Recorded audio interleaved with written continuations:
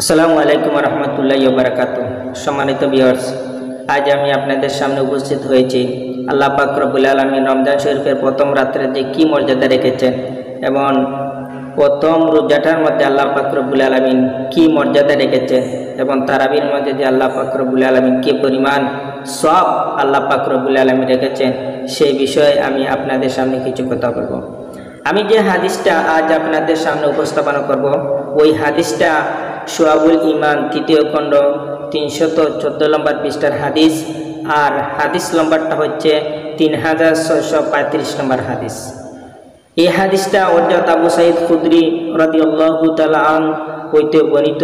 তিনি বলেন, রাসূল আকরাম সাল্লাল্লাহু আলাইহি ওয়াসাল্লাম ইরশাদ করেন, যখন রমজান মাসের প্রথম রাত্র আসে তখন আল্লাহ পাক রব্বুল আলামিন আসমান সমূহ এবং জান্নাত সমূহর সমস্ত দরজা আল্লাহ পাক রব্বুল আলামিন খুলে দেন, আর সেগুলো সর্বশেষ রাত পর্যন্ত বন্ধ হয় না। যে কোনো বান্দা ওই বরকতময় মাসে যে কোনো রাত্রে নামাজ পড়ে তার আল্লাহ তাআলা তার প্রত্যেকটা সেজদার পরিবর্তে আল্লাহ পাক রব্বুল আলামিন তার প্রত্যেকটা সেজদার বিনিময় আল্লাহ পাক রব্বুল আলামিন তার আমলনামার মধ্যে আল্লাহ পাক রব্বুল আলামিন 1500 সওয়াব আল্লাহ পাক রব্বুল আলামিন দান করেন। সুবহানাল্লাহ। বান্দা যদি তারাবি নামাজ আদায় করে তার প্রত্যেকটা সেজদার বিনিময় আল্লাহ পাক রব্বুল আলামিন 1500 করে নেকি দান করবেন। এখন তারাবি নামাজ হচ্ছে 20 রাকাত, আর ওই 20 রাকাত পড়তে যাইয়া ওই 20 রাকাত নামাজ পড়তে যাইয়া আমরা কতটা সেজদা দিতে হয়, প্রত্যেকটা সেজদার বিনিময় আল্লাহ পাক রব্বুল আলামিন তোমার আমলনামার মধ্যে আল্লাহ পাক রব্বুল আলামিন 1500 নেকি আল্লাহ পাক রব্বুল আলামিন লিপিবদ্ধ করে দিবেন। তার জন্য জান্নাতে শুধু 1500 নেকি দান করে আল্লাহ পাক রব্বুল আলামিন থামেন নাই। আল্লাহ পাক রব্বুল আলামিন তার জন্য জান্নাতের মধ্যে লাল পাথর দিয়ে আল্লাহ পাক রব্বুল আলামিন একটা মহল তৈরি করবেন, আর মহলটার মধ্যে 60,000 দরজা থাকবে, জানালা থাকবে। প্রত্যেকটা দরজা প্রত্যেকটা জানালা আল্লাহ পাক রব্বুল আলামিন স্বর্ণ দিয়ে তৈরি করে রাখবেন। সুবহানাল্লাহ, সুবহানাল্লাহ।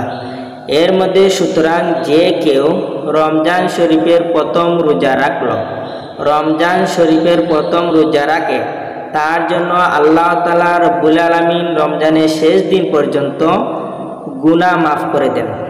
আল্লাহ পাক রব্বুল আলামিন তার জন্য রমজানের শেষ দিন পর্যন্ত তার গুনাহ আল্লাহ পাক রব্বুল আলামিন ক্ষমা করে দেন। তার জন্য সকাল সন্ধ্যা 70,000 ফেরেশতা ওই ব্যক্তির জন্য আল্লাহ পাক রব্বুল আলামিনের কাছে মাগফিরাত কামনা করে, তার জন্য আল্লাহ পাক রব্বুল আলামিনের কাছে ক্ষমা প্রার্থনা করে, যাতে আল্লাহ পাক রব্বুল আলামিন ওই বান্দাকে আল্লাহ পাক রব্বুল আলামিন ক্ষমা করে দেন।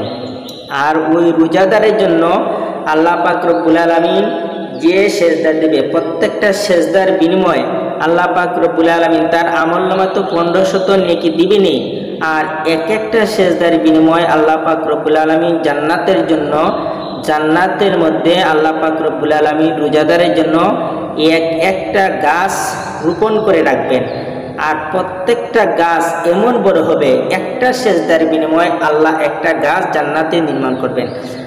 আর ওই রোজাদার দিনে কতটা নামাজ পড়লো, দিনে কতবার নামাজ পড়লো, রাত্রে কতবার নামাজ পড়লো, ওই নামাজ পড়তে যাইয়া যেতগুলা সেজদা দিবে আল্লাহর কুদরতি কদমের মধ্যে প্রত্যেকটা সেজদার বিনিময় আল্লাহ পাক রব্বুল আলামিন তার জন্য জান্নাতের মধ্যে একটা গাছ রোপণ করবেন।